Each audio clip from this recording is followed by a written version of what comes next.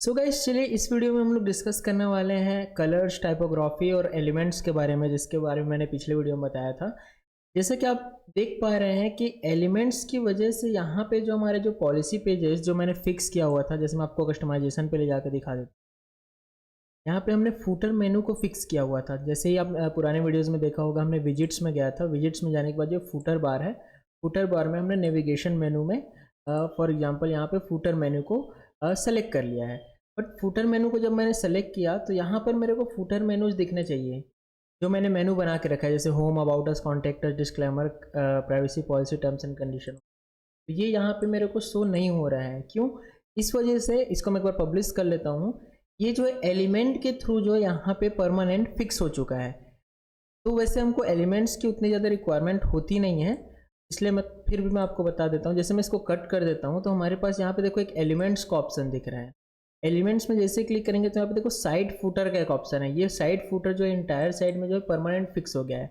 अगर मैं इसको ट्रेस कर देता हूँ, आई थिंक हमको सबकी को ट्रेस कर देना चाहिए। अगर हमको रिक्वायरमेंट रहेगा तो हम बना लेंगे दूसरा। हम इसको ट्रेस कर देते हैं। जैसे ही ट्रेस कर देंगे उसके बाद जब हम लोग इस वेबसाइट को ओपन करेंगे तो यहाँ पर देखिए हमारा जो home, about us, contact us, disclaimer, privacy policy, terms and condition वाले जो पेजेस है वो बाय डिफॉल्ट यहाँ पे आ गए हैं। वो इस वजह से आया है क्योंकि हमने सारे एलिमेंट्स को देखो यहाँ से डिलीट कर दिया है, और हमारा जो कस्टमाइजेशन के थ्रू हम लोग विजिट्स वाले सेक्शन में जाके जो फुटर बार में हमने इस मेनू को सेट किया था, इस वजह से ये सारी चीज़ें क्लियर हो गई है।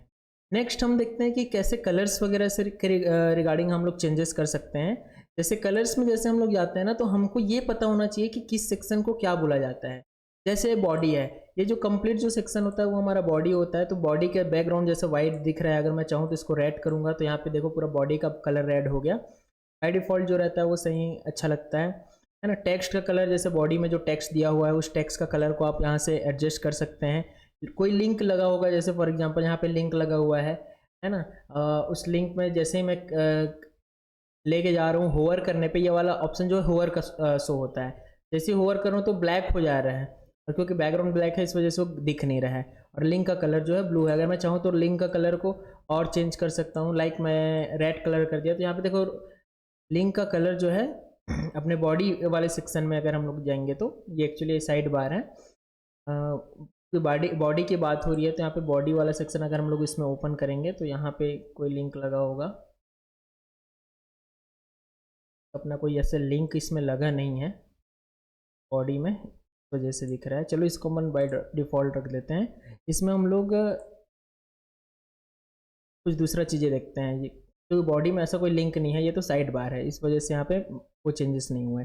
जैसे मान लो मैं साइड बार विजिट्स का अगर चेंज करना है ना मुझे, तो यहाँ पे देखो लिंक में ब्लू कलर दिख रहा है। इसको अगर मैं रेड करूँगा तो यहाँ जो कलर है वो चेंज हो जाएगा।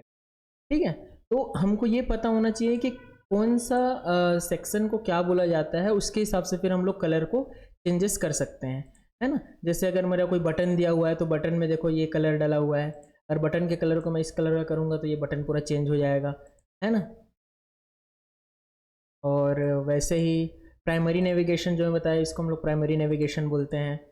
इसमें देखो इसका कलर को अगर मैं चेंज करना चाहूँ तो ये चेंज हो गया, देख सकते हो, है ना। होवर करने पे क्या होना चाहिए, जैसे होवर करने पे ब्लैक होना चाहिए, तो मैं इसको कलर को उस हिसाब से चेंज कर दूंगा। ये देखो ब्लैक हो रहा है। अगर मान लो क्लिक करने पे ये पिंक हो जाए, ऐसा कुछ करना चाह रहा हूँ तो जैसे यहाँ पे, सॉरी, ये होवर करने पे हुआ ना, क्लिक करने पे मान लो मैं ब्लू हो जाए ऐसा चाह रहा हूँ, तो जब मैं इसको क्लिक करूँगा ये इस तरीके से कलर में आ जाएगा। तो हमारे पास तीन ऑप्शन आते हैं। बाय डिफ़ॉल्ट कौन सा कलर रहेगा, उसको होवर करने पे क्या कलर होगा, और क्लिक करने के बाद क्या कलर होगा। ठीक है, तो इसको मैं जैसा है वैसे ही रख देता हूँ क्योंकि वो अच्छा लगता है। ठीक है, तो ये सारी चीज़ें कलर्स वगैरह से रिलेटेड। अब टॉप बार, हेडर, फुटर, आपको ये पता होना चाहिए कि कौन सा जो है सेक्शन क्या है, फिर उसके अकॉर्डिंग आप कलर को चेंजेस कर सकते हो। जैसे फुटर बार हो गया तो फुटर बार में देखो यहाँ पे लिंक्स लगे हुए हैं, तो लिंक का कलर जो है ये सारा चीज़ है। अगर मैं इसके कलर्स को और चेंज करना चाह रहा हूँ, जैसे फॉर एग्जांपल एकदम प्योर ब्लैक करना चाहूँगा तो ये पूरा ब्लैक हो गया।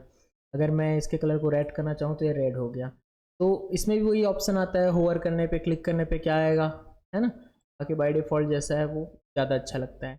पब्लिश करना ना भूलिएगा, कुछ भी चीज़ें हम लोग करते हैं तो पब्लिश ज़रूर करना चाहिए। ठीक है। फिर इसके बाद आता है आपका टाइपोग्राफी। टाइपोग्राफी जो आपका फॉन्ट होता है, अलग अलग हेडिंग से रिलेटेड फॉन्ट होते हैं, header, content, H1 H2 H3 जो टैग हम लोग कंटेंट के अंदर लगाते हैं। आने वाली वीडियो में मैं बताऊंगा कैसे पोस्ट को हम लोग इसमें डालेंगे, उसमें हेडिंग H1 H2 और H3 हम लोग लगाते हैं, ठीक है। तो फॉन्ट वगैरह आप यहाँ से अपने अकॉर्डिंग ऐड भी कर सकते हैं। यहाँ से अपन फॉन्ट सेलेक्ट करते हैं, जैसे फॉर एग्जांपल मैं पॉपिंस फॉन्ट को ऐड करना चाह रहा हूँ, तो मैं इसको ऐड फॉन्ट कर दूंगा।